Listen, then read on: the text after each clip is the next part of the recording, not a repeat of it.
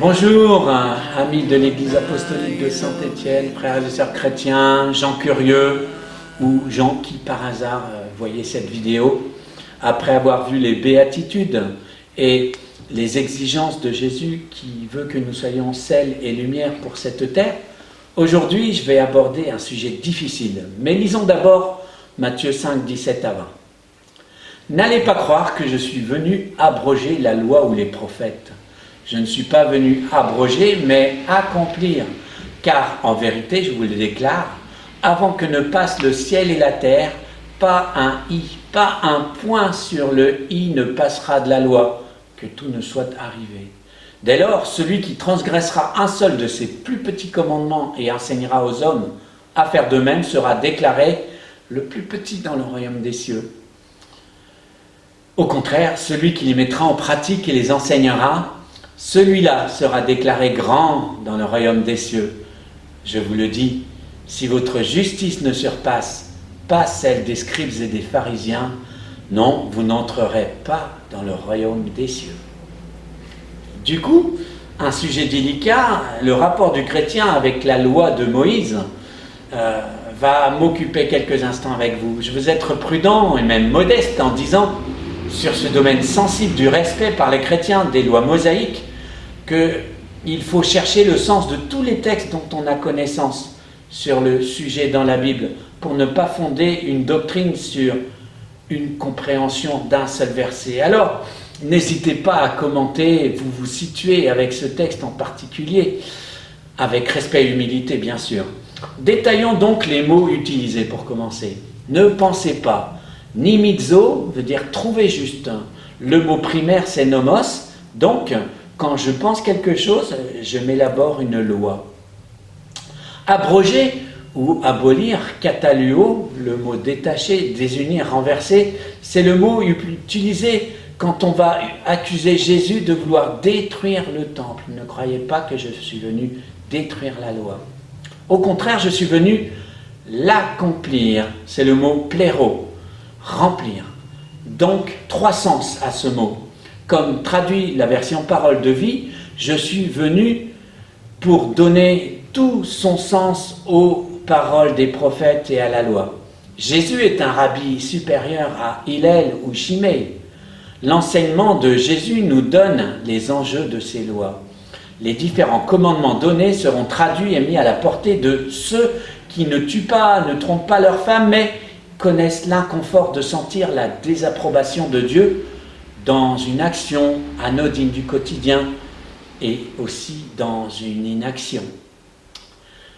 Deuxième sens, Jésus est le seul à avoir parfaitement accompli la loi de Moïse. Remplir dans une parfaite attitude préconisée par les prophètes, ni légaliste ni permissive, une parfaite attitude pour accomplir la loi. Il est le seul homme qui n'ait jamais péché. Dans Jean 8, 46, il nous dit « Qui de vous me convaincra de pécher ?» Et le troisième sens, c'est que Jésus a accompli, c'est-à-dire qu'il a incarné dans sa chair tous les sacrifices, les images, les types des rituels du culte israélite. Il est l'accomplissement de ses promesses, ses espérances, nous dit le commentaire de la Bible annotée.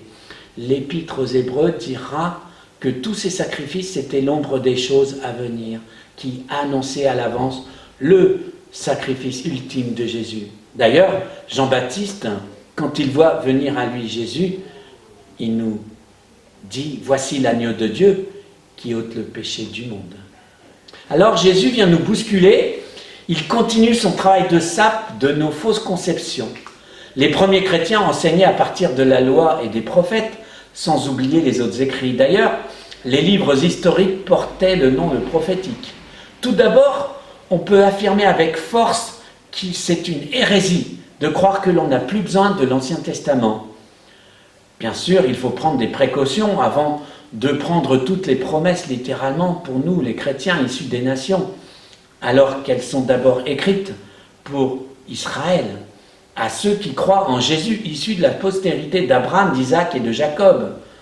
Ceux qui croient que Dieu a changé d'avis pour Israël ont tort, comme on l'a entendu dimanche dernier. Romains 9,4 précise que l'adoption, la gloire, les alliances, la loi, le culte, les promesses, les patriarches appartiennent aux Israélites. Et Paul nous dira au début de la même épître que le salut annoncé par l'Évangile s'applique aux Juifs premièrement, puis aux Grecs, Romains 1,16.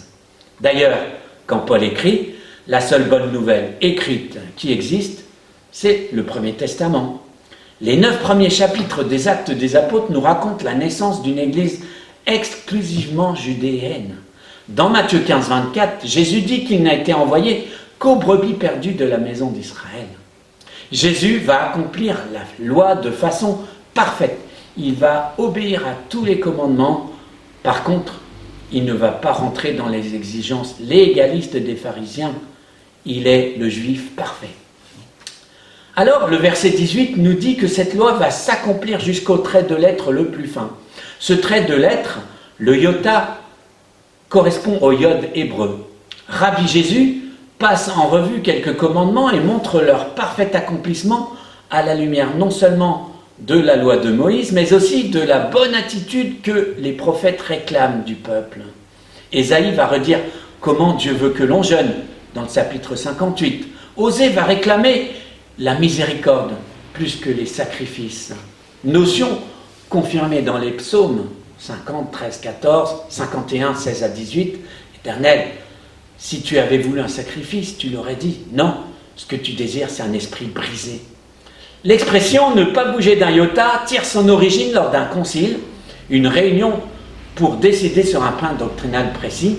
Les Nicéens soutenaient que Jésus et le Père étaient de nature semblable, homoiousios, alors que la position la plus communément admise dans l'Église disait qu'ils sont de même nature, homoousios.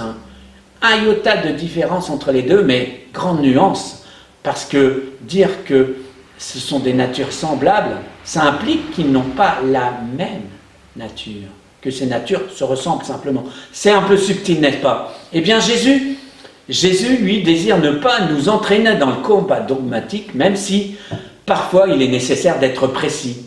Il nous invite, lui, à entendre le iota de la mise en pratique à sa suite. Jésus, lui, qui a accompli la loi dans ce positionnement de douceur, d'accueil, et pourtant tellement exigeant, comme la suite du chapitre 5 nous le fera découvrir dans l'application des 5e commandements. Tu ne commettras point d'adultère. Du 6e, tu ne parjureras pas. Et du 2e, tu ne tueras point. Évidemment, je viens de vous les donner dans le désordre. Chimée et Hillel vont casuistiquement donner des délimitations factuelles. Par exemple, tu peux renvoyer ta femme pour quelque chose de honteux en lui écrivant une lettre de divorce. Donc pour Chiméi, de l'ordre de l'adultère. Pour les disciples d'Hillel, 20 ans avant que Jésus n'enseigne, une femme qui ne rentrerait pas dans les bonnes exigences domestiques ou un défaut corporel. Voyez, Jésus, lui, va à la source, citant la Genèse, indiquant que le problème n'est pas la femme, mais la dureté du cœur du mari. Voilà, jusqu'à ce que le ciel et la terre passent, c'est une expression hébraïque, qui bien sûr est traduite en grec dans notre texte original, qui signifie que ça n'arrivera jamais. Sauf que dans Matthieu 24 et dans les 2 autres évangiles synoptiques, Marc et Luc, Jésus dit « Le ciel et la terre passeront, mais mes paroles ne passeront pas. » Même si le ciel et la terre disparaissent, rien de la loi ne passera, mais tout sera réalisé dans la perfection. Alors, je crois que les paroles de Jésus ne passeront point parce qu'il a élevé la loi de Moïse à sa perfection pour que je puisse la pratiquer en lui.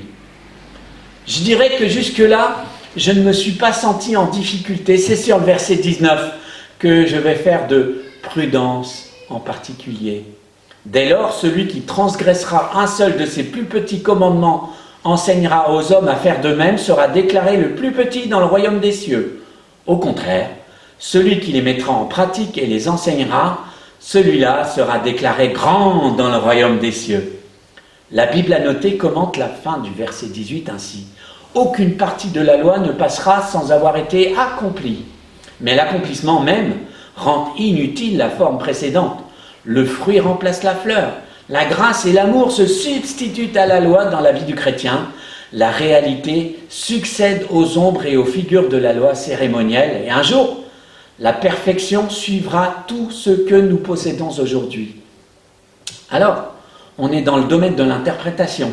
Être appelé petit dans le royaume des dieux n'est pas être exclu du royaume des dieux. C'est ce que disent plusieurs commentateurs. Mais comme en toute chose il faut viser l'excellence, Jésus nous invite à ne pas prendre de liberté avec la parole de Dieu écrite. Jésus est celui qui la pratique et l'enseigne le mieux, on est d'accord. Alors à nous de non seulement comprendre, mais aussi de la mettre en pratique.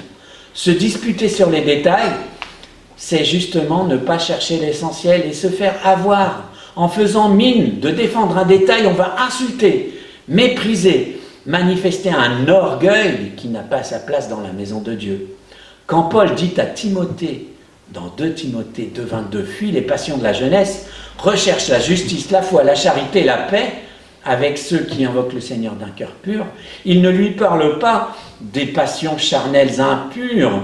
On se dit, c'est un petit jeune, voilà, les filles. Non, c'est plutôt la capacité à discourir sans fin sur un sujet, quand on lit le contexte, en plus de fuir les discussions vaines de généalogie inutiles, se placer dans des joutes oratoires qui vont satisfaire la chair, surtout quand on impose son avis, qu'on veut avoir le dernier mot. Voilà pourquoi je veux, comme Jésus, ne pas avoir le dernier mot lorsqu'il se laisse crucifier, mais qu'il accomplit parfaitement la volonté de son Père. Que voilà une discipline délicate à parfaitement accomplir, dont l'équilibre est fragile, comme nous disent 2 versets contradictoires du chapitre 26 des Proverbes. Ne réponds pas à l'insensé selon sa folie, de peur que tu ne le ressembles toi-même. Et le verset suivant, réponds à l'insensé selon sa folie, afin qu'il ne se regarde pas comme sage. Et cela, Jésus a su le pratiquer parfaitement tout au long de sa carrière sur cette terre. Avec les pharisiens, il va en découdre, mais au moment de son procès, il restera muet, se laissant conduire comme un agneau à l'abattoir. Voilà pourquoi je l'admire si fortement, Jésus. Ainsi donc, Jésus ne veut pas d'une obéissance aveugle, mais guidée par l'amour, la délicatesse et le goût du plaisir de Dieu. Mais vous commencez à connaître ce refrain que je chante depuis le début de ces études. Encore une remarque, les 10 commandements nous prescrivent une loi universelle, et le Lévitique comporte des ordonnances que tout bon Israélite respecte.